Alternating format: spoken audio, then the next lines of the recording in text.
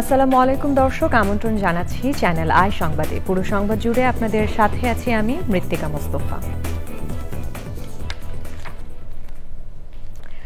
বিস্তারিত সংবাদের শুরুতেই জানিয়ে দিচ্ছি ফ্রেশ আটা ময়দা সুজি সংবাদ শিরোনামগুলো।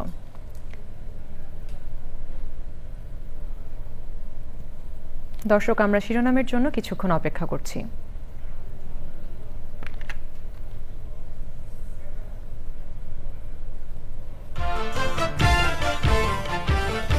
শেখ হাসিনার মানবতা বিরোধী অপরাধের মামলার রায়ের দিন নিয়ে আদেশ 13 নভেম্বর। আসামিদের অপরাধ সন্দেহাতীতভাবে প্রমাণিত বলছে প্রসিকিউশন। প্রশাসনের বিতর্কিতদের ব্যাপারে ইসিকে সজাগ থাকতে বিএনপির আহ্বান। নির্বাচনী জোট নিয়ে দল উন্মুক্ত থাকলেও সময় এখনো আসেনি মন্তব্য। ৪৭ থেকে এই পর্যন্ত জামায়াতের কারণে কেউ কষ্ট পেলে নিঃশর্ত ক্ষমা চেয়েছেন দলের আমির গোলাম আজম নিজামী সহ ৩ বার ক্ষমা চাওয়া হয়েছে দাবি।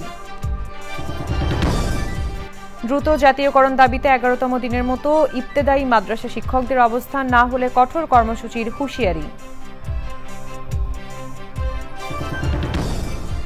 এবং অবৈধ শিকার ও জলবায়ু পরিবর্তনের অভিঘাতে বাংলাদেশে মহাবিপন্ন ডলফিন। বুদ্ধিমান সামাজিক প্রাণী সংরক্ষণের বার্তা বিশ্বজুড়ে।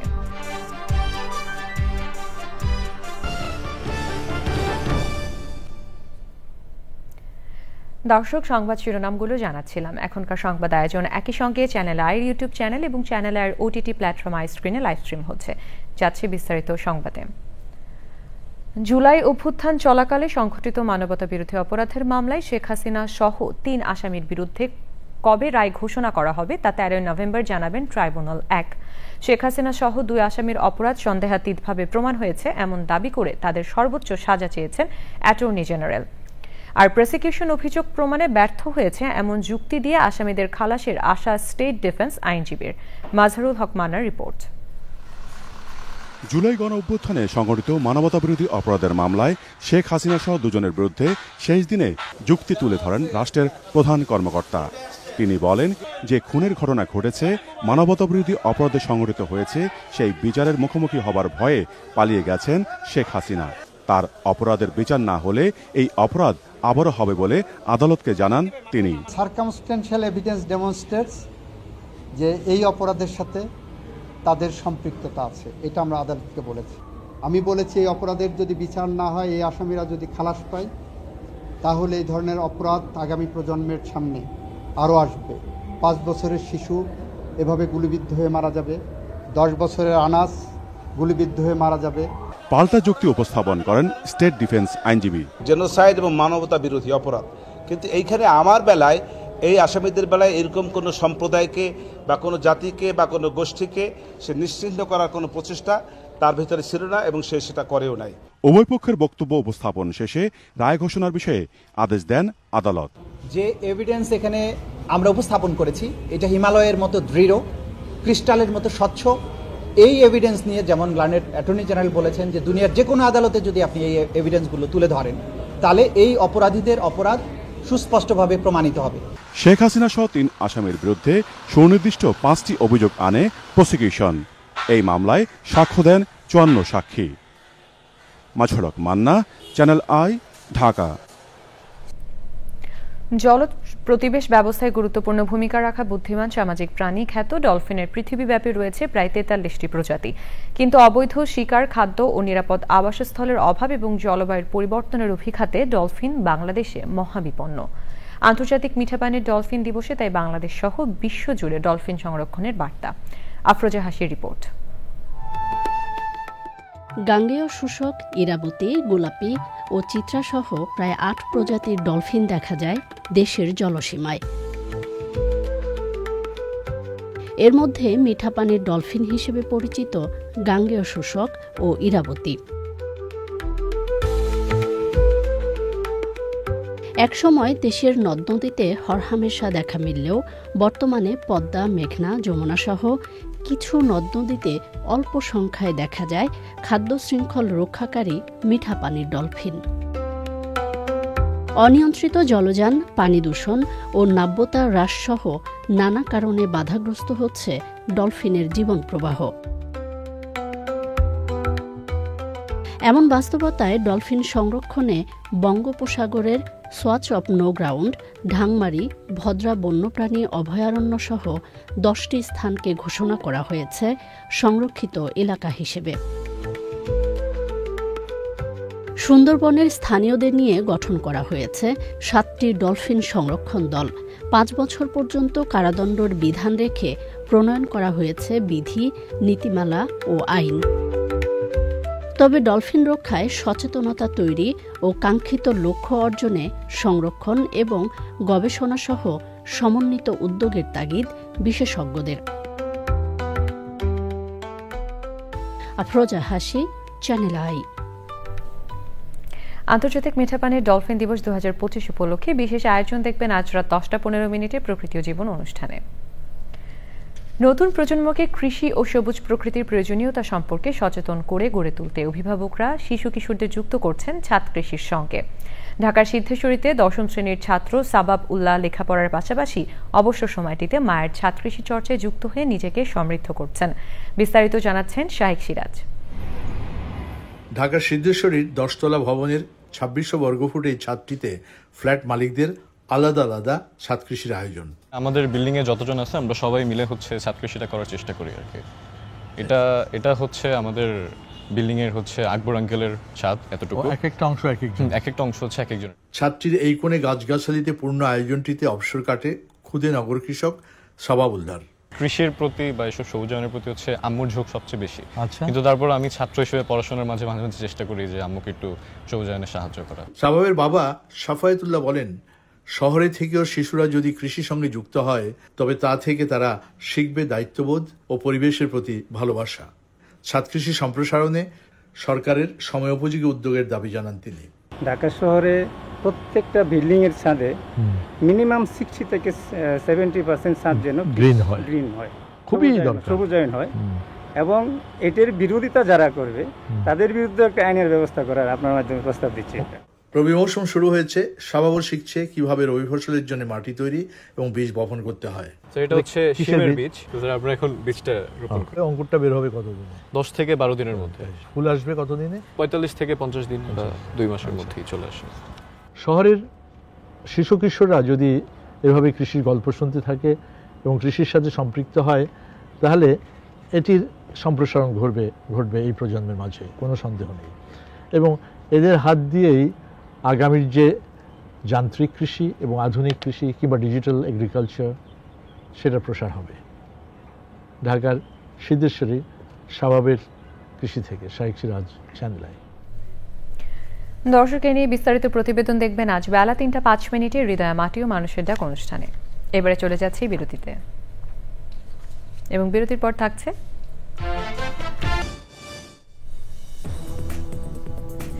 দর্শক ফিরে এলাম বিরতির পরে। বিএনপি নেতারা বলেছেন বিগত 15 বছর প্রশাসনের রাজনীতিকরণ করে 3টি প্রহসনে নির্বাচন করা হয়েছে। প্রশাসনের এইসব বিতর্কিতরা যেন নির্বাচনী প্রক্রিয়ায় প্রভাব ফেলতে না পারেন সে বিষয়ে ইসিকে সজাগ থাকার আহ্বান জানিয়েছেন নেতারা।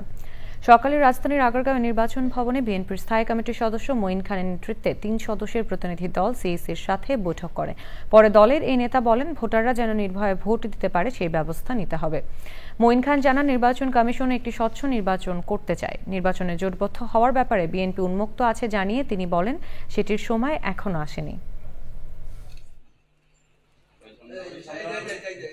এই সরকারকে, এই নির্বাচন কমিশনকে, এবং সেটাই আমরা অনুরোধ করেছি যে তাদেরকে সেই কনফিডেন্স বাংলাদেশের মানুষের মনে জাগিয়ে তুলতে হবে যে আমরা ভুল পথে যাব না, আমরা অন্যায়ের পথে যাব না, আমরা একটা সঠিক পথে যাচ্ছি।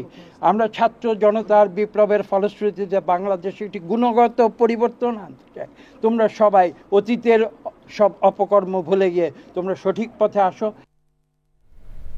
জাতির কাছে আবারও নিঃশর্ত ক্ষমা চেয়েছেন বাংলাদেশ জামায়াতে ইসলামীর আমির ডাক্তার শফিকুর রহমান।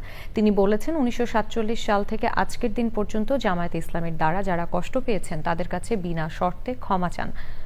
বুধবার যুক্তরাষ্ট্রের নিউ ইয়র্কে সাংবাদিকদের সঙ্গে মতবিনিময় সভায় জামায়াতের আমির এই কথা বলেন। জামায়াতে আমির জানান জামায়াত এ নিয়ে অন্তত 3 বার ক্ষমা চেয়েছে। এর আগে অধ্যাপক গোলাম আজম এবং মতিউর রহমান নিজামীও জামায়াতের আমির হিসেবে ক্ষমা চেয়েছেন বলে জানান doctor Shafiqur Rahman.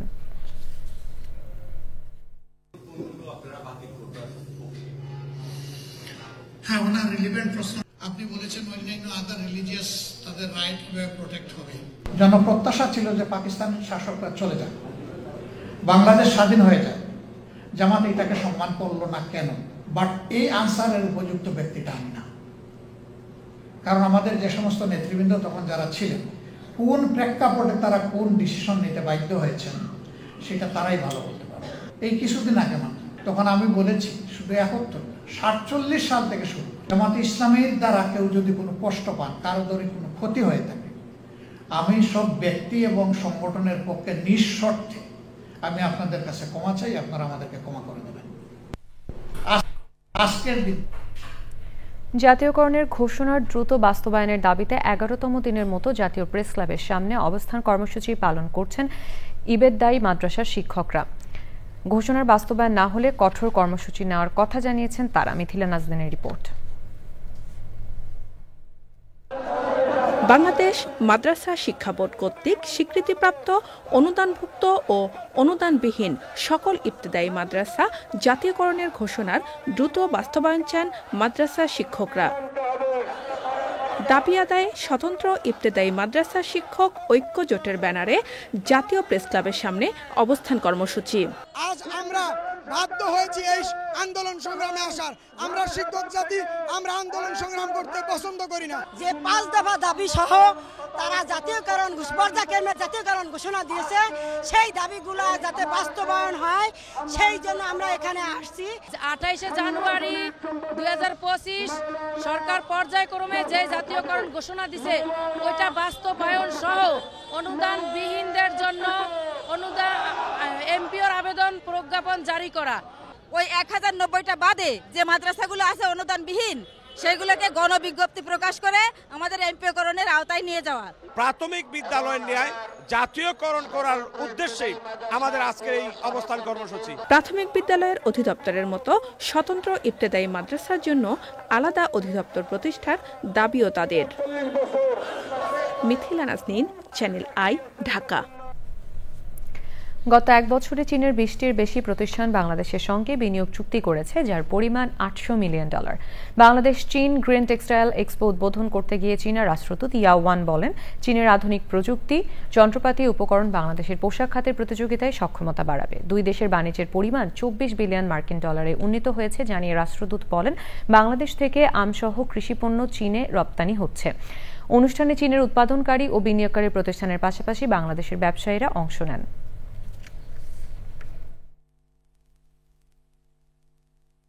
China has remained Bangladesh's largest trading partner for 15 consecutive years, with bilateral trade exceeding $24 billion. Since August last year, more than 20 Chinese enterprises have signed investment agreements with their Bangladesh counterparts, with intended investment totaling nearly $800 million. Vision global স্কুলের আয়োজনে অনুষ্ঠিত হল United Nations day. সকালে মুক্তিযুদ্ধ জাদুঘর মিলনায়তনে দিবসটি উদযাপন করা হয়। আয়োজনে ছিল স্কুল শিক্ষার্থীদের সাংস্কৃতিক পরিবেশনা। অনুষ্ঠানে ছিলেন ILOর কান্ট্রি ডিরেক্টর ম্যাং টুনুন, বাংলাদেশ ও নেপালের আঞ্চলিক উন্নয়ন ব্যবস্থাপক লিটন আবদুল্লাহ সহ বিশিষ্টজনেরা।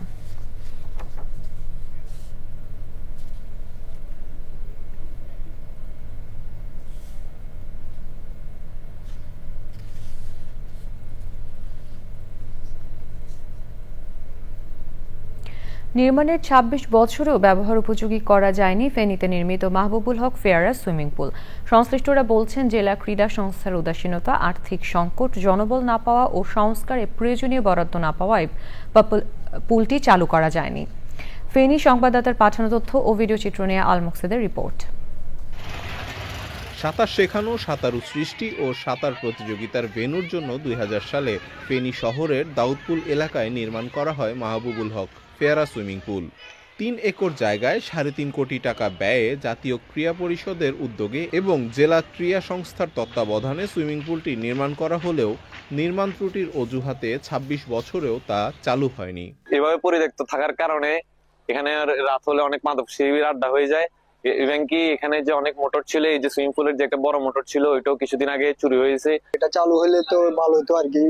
সাঁতার শেখা এবং সাঁতারু সৃষ্টির জন্য দ্রুত এটি চালু করার দাবি ক্রীড়া সংগঠকদের। আমরা চাই ফেনীর যে সুইমিং পুলটা রয়েছে সেটা সরকারি উদ্যোগে হোক কিংবা বেসরকারি উদ্যোগ হোক, সেটা যেন চালু হয়। চালু হলে যেটা হবে সেটা হচ্ছে যে আমাদের ফেনীতে অন্তত পানিতে পড়ে যে শিশুর মৃত্যুটা সেটা কমে আসবে। না, যেহেতু বাচ্চারা সাঁতার জানে না জেনে একটা পুকুরে তাদেরকে আমাদের নামানোটাও আমাদের জন্য রিস্ক হয়ে যায়। তো সেই ক্ষেত্রে আমাদের যদি সুইমিং পুলটা চালু হয় সেই ক্ষেত্রে আমাদের সবার জন্যই অনেক ভালো হবে। জেলার একমাত্র সুইমিং পুলটি চালুর বিষয়ে ঊর্ধ্বতন কর্তৃপক্ষ কোনো ব্যবস্থা না নিলে বেসরকারিভাবে সুইমিং পুলটি চালুর উদ্যোগ নেওয়ার কথা জানিয়েছেন জেলা প্রশাসক। এই মুহূর্তে যদি সরকারি বরাদ্দ যদি সরকার যদি সক্ষমতা যদি বিবেচনা করে অনেক সময় যদি নাও পাই, আমরা একটা বিকল্প চিন্তা করছি। স্থানীয় যুবকদের মাঝে মাদকাসক্তের হার কমাতে ও কিশোর গ্যাংয়ের মতো অপরাধমূলক কর্মকাণ্ড কমাতে সুইমিং পুলটি বিশেষ ভূমিকা রাখতে পারে বলে আশাবাদী স্থানীয়রা। আল মুকসিদ, চ্যানেল আই। সারা দেশে চলমান টাইফয়েড টিকাদান কর্মসূচির অগ্রগতি পর্যালোচনা করতে ইপিআই, ইউনিসেফ বাংলাদেশ এবং স্বাস্থ্য সুরক্ষা ফাউন্ডেশনের যৌথ আয়োজনে সভা হয়েছে।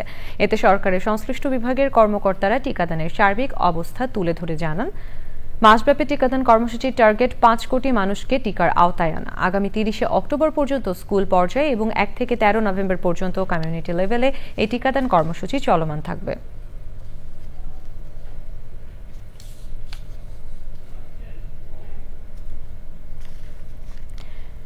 ইউক্রেনের যুদ্ধ বন্ধে মস্কোকে চাপ দিতে রাশিয়ার দুটি বৃহত্তম তেল কোম্পানি রোসনেফট এবং লুকয়েলের ওপর নিষেধাজ্ঞা আরোপ করেছে যুক্তরাষ্ট্র। ইউক্রেন ইস্যুতে রুশ প্রেসিডেন্ট ভ্লাদিমির পুতিনের সঙ্গে ট্রাম্পের শান্তি আলোচনা স্থগিত হওয়ার একদিন পরে এই নিষেধাজ্ঞা দিল ওয়াশিংটন। ভূমি সারথী রিপোর্ট।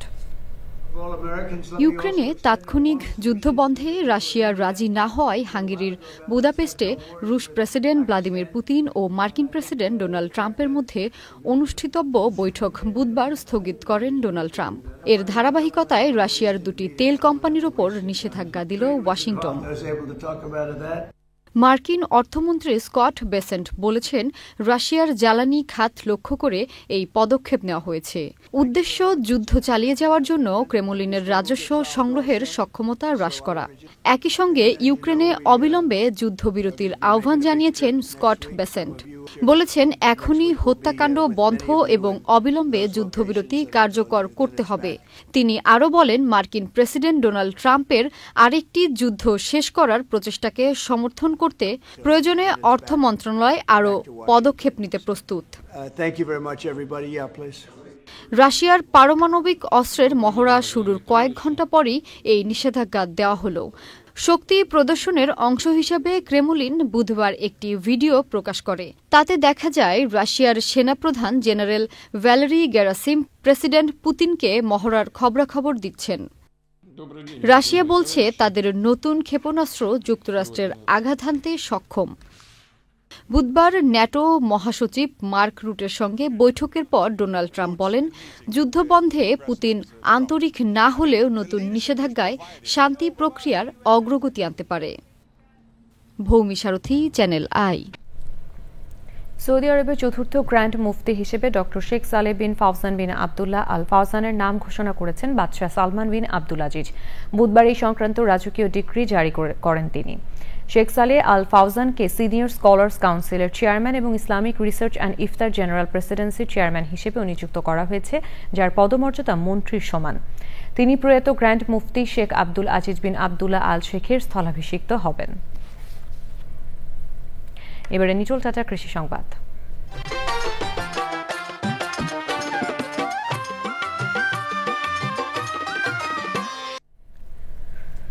ভোলা সদরের পূর্বচর ইলিশার এক কৃষক পতিত জমিতে পেঁপে চাষে অভূতপূর্ব সাফল্য অর্জন করেছেন। তার বাগান স্থানীয়ভাবে মডেল খামার হিসেবে পরিচিতি পেয়েছে। এখন দেখবেন প্রকৃতি সংবাদ।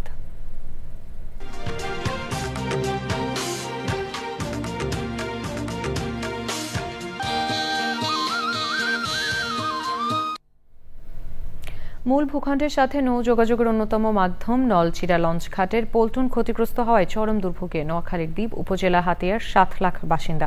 যাত্রী ও পণ্য ওঠানামা করছে নদীটির রক্ষা বাঁধের জিও ব্যাগের ওপর দিয়ে। নৌযানের নোঙরে নষ্ট হচ্ছে কোটি টাকার সরকারি প্রকল্পের জিও ব্যাগ, চরম ঝুঁকিতে নদীর তীর রক্ষা বাধ্য। এবারে খেলার খবর।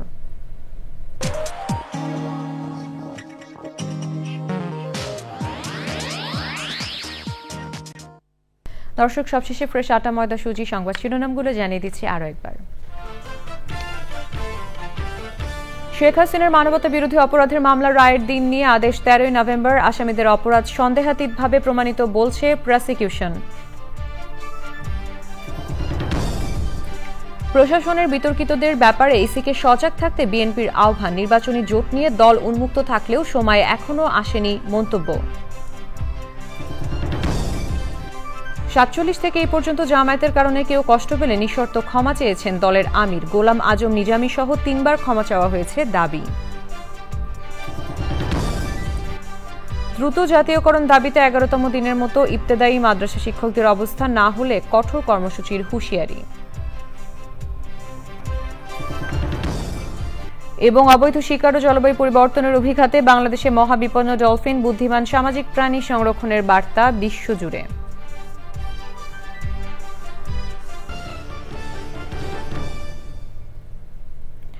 চ্যানেল আই সর্বশেষ সংবাদ জানতে ভিজিট করুন channelionline.com এ। যুক্ত থাকুন আমাদের সোশ্যাল মিডিয়া প্ল্যাটফর্মগুলোর সাথে। এই ছিল এখনকার সংবাদ। সবাইকে সাথে থাকার জন্য ধন্যবাদ।